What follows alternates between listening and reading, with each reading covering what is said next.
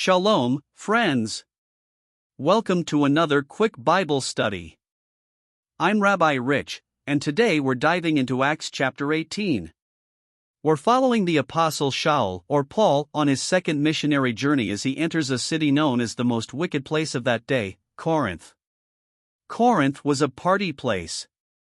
People went there to live it up, and pleasure was literally a religion.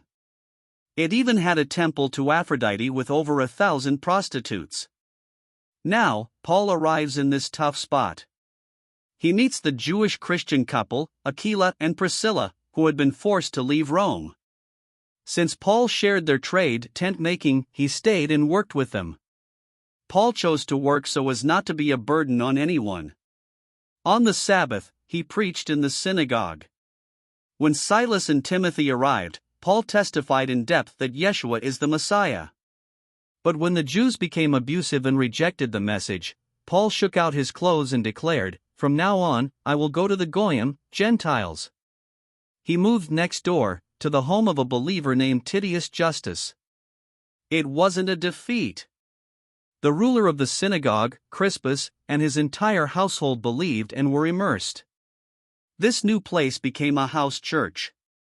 Paul must have been wavering, but the Lord spoke to him in a vision, telling him, "Don't be afraid, but speak right up, for I have many people in this city." Paul stayed for 1.5 years, teaching them the Word of God. Later, the unbelieving Jews took Paul to court before Governor Gallio.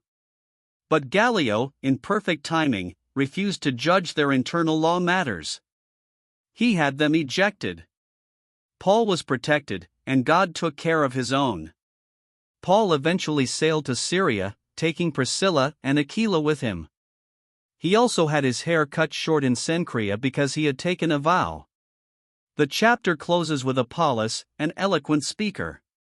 He taught accurately about Yeshua, but only knew the immersion of John.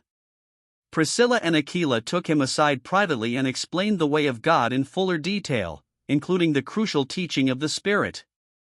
Acts 18 shows us that God calls His people even in the toughest places. We must constantly seek His will so we don't settle for what is merely good. May the Lord bless your study. Until next time, Shalom.